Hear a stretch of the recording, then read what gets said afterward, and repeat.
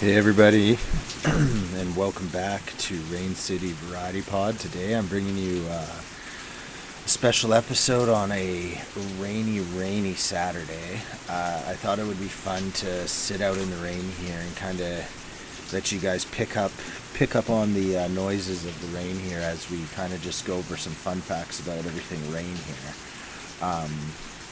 It's not going to be a long one. It's just going to be a quickie, and I hope maybe as you hear this, the rain relaxes you, or you just shake your head at why I'm sitting out in the pouring rain under an umbrella and a little chair with my computer. But we're doing this, so here we are. Okay, so an atmospheric river are relatively long, narrow regions in the atmosphere, like rivers in the sky, that transport moisture vapor outside of the given area to a new one. So I find this hilarious because I don't know about you guys, but whenever I hear atmospheric river, I instantly jump to when the Fraser Valley flooded like severely and all the supply chains are just cut off completely. And so I just always hear that. I'm like, oh my God, the world's like, this is crazy. And then it doesn't inevitably end up being that. But today does seem like a day where there's going to be a lot of heavy water damage. I know Deep Cove's underwater. I know Taylor Way's really flooded. I was down at Fell at the bottom of Keith there on Marine, and genuinely there was water exploding out of the manhole cover, and it was like pushed off, and there was, I'd say, up to at least to the car door. My little Toyota's car door had water up to it as we were driving through it, and that was early in the day. I want to say that was like 10 o'clock, so I don't even know where it is as I'm recording this at 2. So first off, I just want to say to anyone out there that's dealing with any flooding issues, I hope you're safe and the flooding doesn't do any real severe damage. Anyhow, moving on here, I thought it was interesting. So supposedly we're about to get 150 millimeters today at max, which is a crazy amount. So I kind of looked up what is that, and that's considered very heavy rain. If you go through, no rain, surprisingly, is 0 millimeters of rain. Shocker. Light rain is anything under a millimeter of rain, or very light rain, pardon. Then light rain goes up from a millimeter to 10 millimeters, followed by moderate at 11 to 30 millimeters, and heavy being 31 to 70 millimeters, and then extreme being 150 millimeters or more. So I'll be interested to see. I'm not going to lie, if this isn't considered extreme rain by the end of the weekend, I do not want to know what that looks like. That I would assume is hurricane weather. Anyhow, my dog, we went out and played in the field today at Lucas Center where there's like gravel, and the gravel was literally a flooded field. There's nowhere to play, and the grass was actually flooded out. So it's just, I can't imagine what heavy rain, very heavy rain, actually looks like if this isn't. Yeah, I mean, listen again. Just listen, this is not as bad as it has been.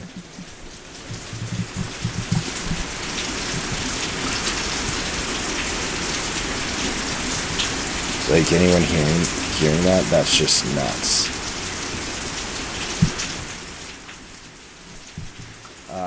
Okay, let's see here. So going back to more fun facts about rain. The most rainfall in an hour, this seems impossible, a 24-hour period is 1,825 millimeters, which is 71 inches. That's insane to me. And that was in La Réunion. It was, yeah, the tropics, and it was during a cyclone that came through, which, okay, I feel like that's unfair, having a cyclone come through. And then the heaviest rainfall in Canada is out of Hakatilis Lake, 9,300 millimeters, or 366 inches of rain fell in 1997, setting a Canadian record. So there we go, Canada, we're on the map. We got some pretty decent rainfall. Damn. Guinness World Book of Records for rainfall. 26,471 millimeters of rain fell in 1985, setting the Guinness World Book of Records annual rainfall. in Maeswaniram. I don't even know where that is. Let's look that up. Here, actually, you know what? We're going to do it like this. Hey Siri. Hey Siri, where is Maeswaniram? I can help you find a place when I know your location. In Security and Privacy Settings, choose the Privacy tab. Under Location Services, check Siri and Dictation. Okay. No, that's not what I asked you. But you know what? We'll give you another shot. It's a little wet out here. Hey Siri, what is the Guinness World Record for the highest annual rainfall? I found this on the web. It's interesting how Siri and Google seem to have found different answers for this. It claims it's Cherrapunji in India, in the Cherrapunji district. Okay, well, you know what? It's from a monsoon, so I guess that makes sense. Interesting. You know what? I think we're just going to turn this into Ask Siri questions about the rain and see what they think. Hey Siri, can you tell me about some flood myths? Here's what I found. Flood events. Okay, let's hear the 8 most historic catastrophic floods.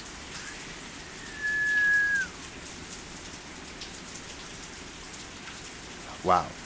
The Central China flood may have killed as many as 3.7 million people. In 1931, heavy snowmelt, torrential rain, and seven different cyclone storms combined to produce the most devastating flood in Chinese history. In the month of July alone, central China was swamped by as much precipitation as it typically receives in a year and a half. By August, the Yangtze, Yellow, and Huao River had almost burst through their badly managed dikes and flooded an area larger than the size of England. Oh my God. Thousands died from drowning during the initial phase of the flood, but even more followed due to widespread famine and outbreak of diseases such as cholera, typhoid fever, and dysentery. Okay, well, first off, before we talk about the flood, I think dysentery, so diarrhea, actually probably holds the record for most death to human over the course of human history. I just can't imagine how many people died of diarrhea pre us understanding how bad it was to live in your own feces. Let alone just, even if you knew that stuff, you would obviously just be messed up strictly from the fact that you can't really do anything about the poor living conditions. But that's crazy to hear that you get a year and a half worth of rain in a month. That's absurd. I don't even think you can really fathom how much water that is. And then to hear it's an area larger than England, like that's I don't even know. It's unfathomable.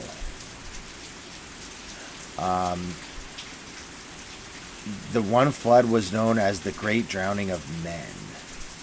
Okay. This is from the biblical times, it seems. No, it's not. From 1362. Okay. The Groot Mandrake was the result of a vicious North Sea tempest that swept across parts of Europe in January 1362. The effects of the storm were felt in England, with one chronicler... Sorry about that. I had to yell at my dog and pause for a second there. Where one chronicler wrote that a strong gale blew from north so violently for a day and night that it flattened trees, mills, houses, and great many churches. Damage was even worse in the Netherlands, Germany, and Denmark, which experienced a catastrophic storm surge that overran nearly every dike and levee in the path. Levee. I don't know which one of those ones. Anywhere from 25,000 to 100,000 people drowned. It was said that 60 different parishes in Denmark were swallowed by the salt sea. Elsewhere in the Low Countries, erosion from the flood permanently transformed the coastline and led to the disappearance of whole islands.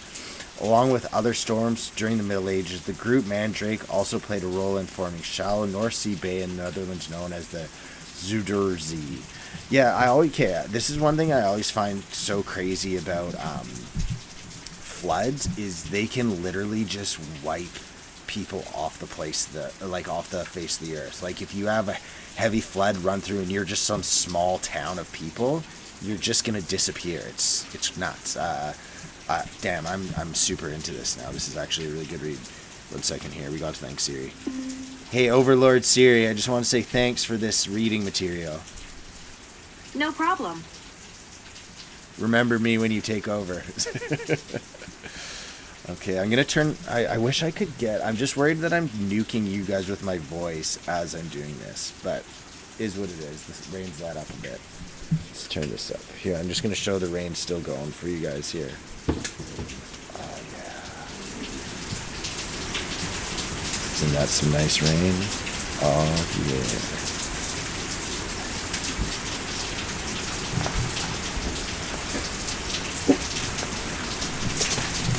Okay, sorry, we're back.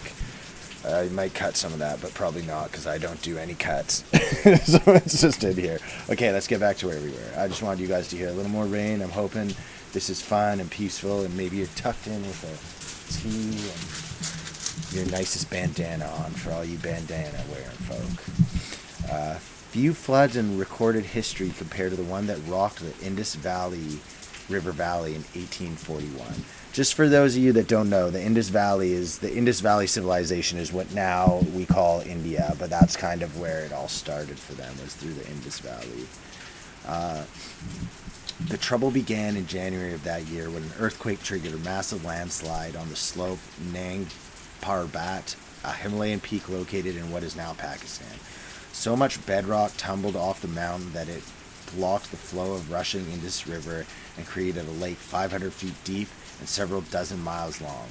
When the natural dam finally burst that June, the lake emptied at a rate of, 450,000 cubic meters per second, unleashing a gargantuan flood wave almost 100 feet high.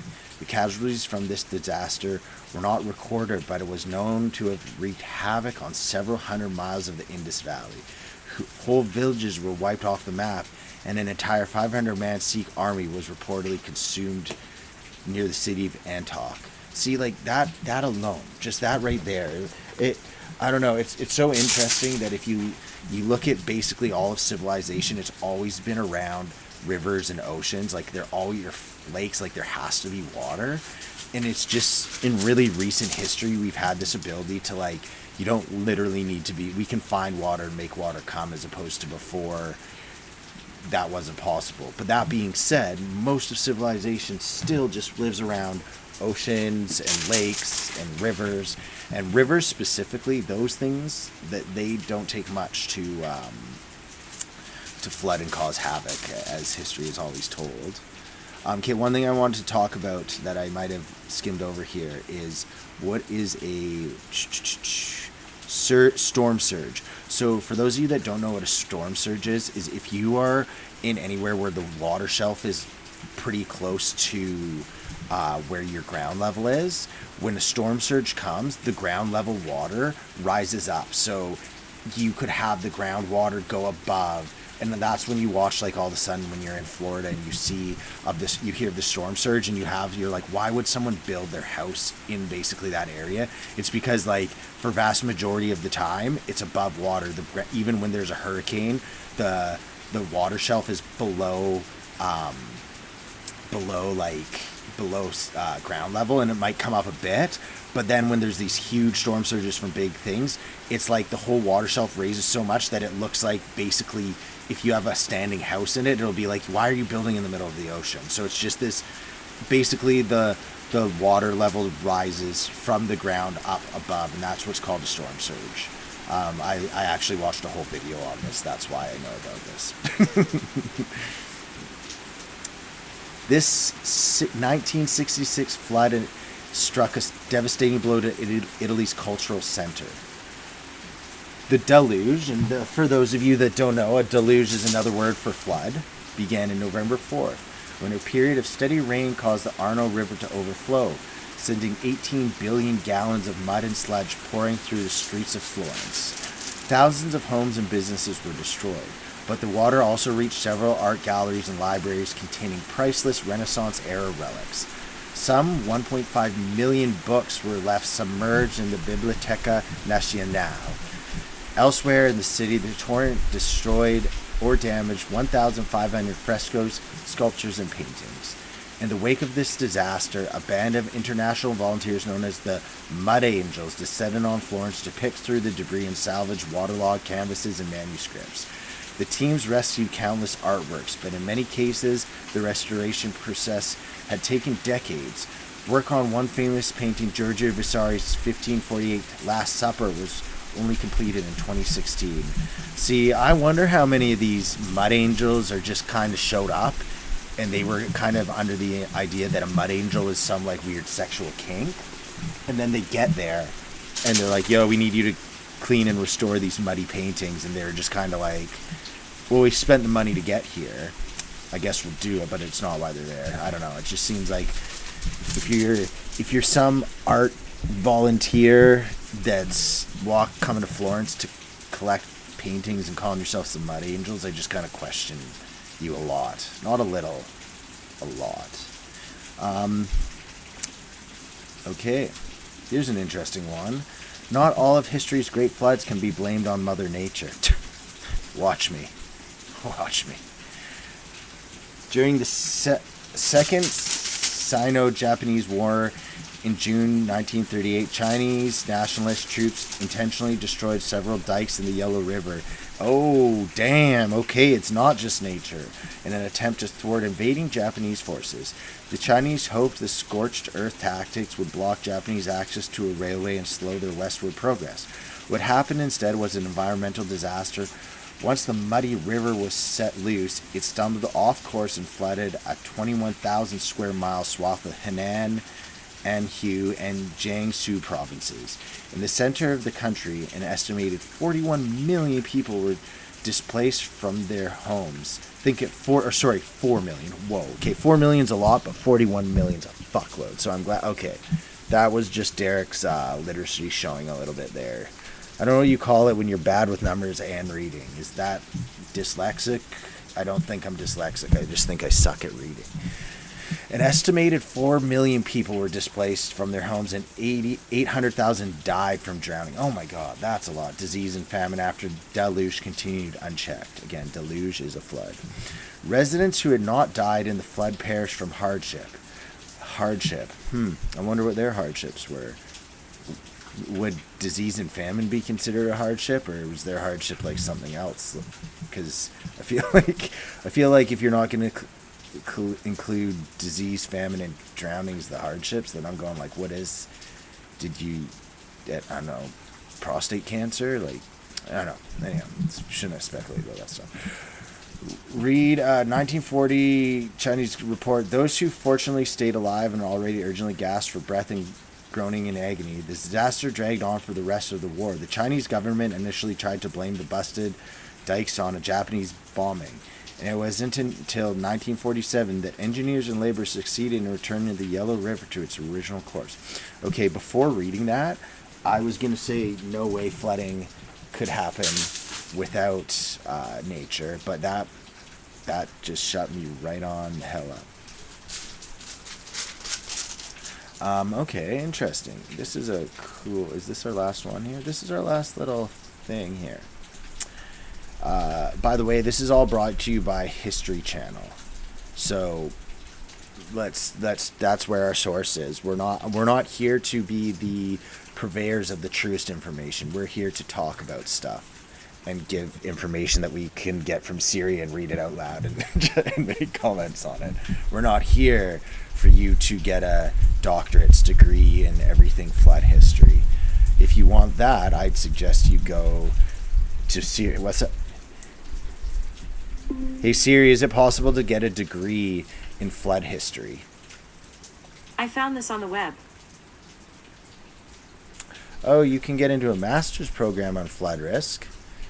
Okay, that's a realistic version of what I was asking. So yeah, you can, but you got to probably go get a degree and have some other credentials before you can just jump into a master's program in flood risk management.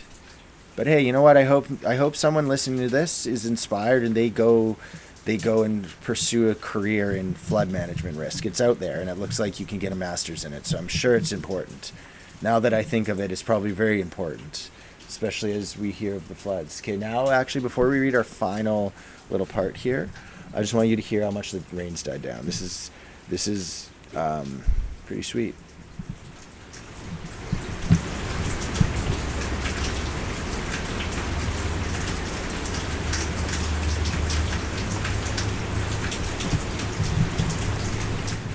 Not bad. Not bad at all.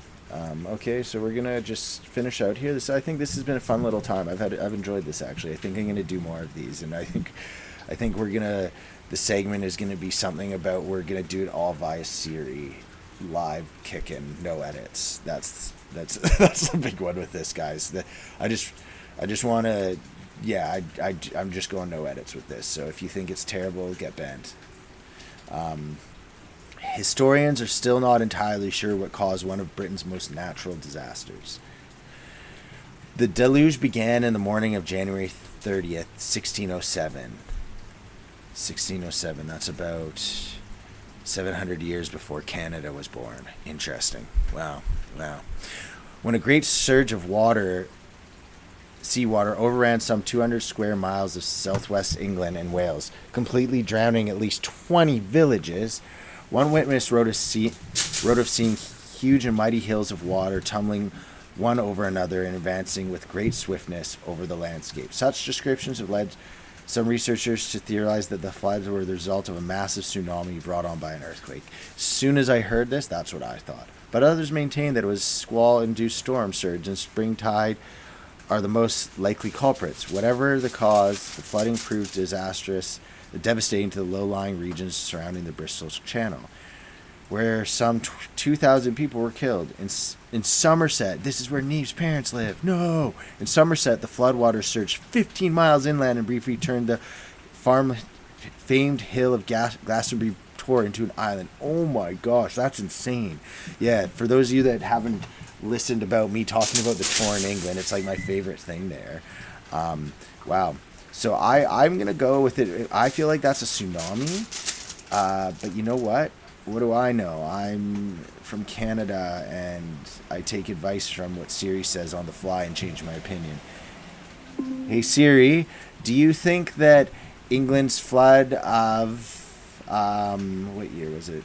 England's flood of 1607 was caused by a tsunami or a squall of the spring storms? Here's what I found.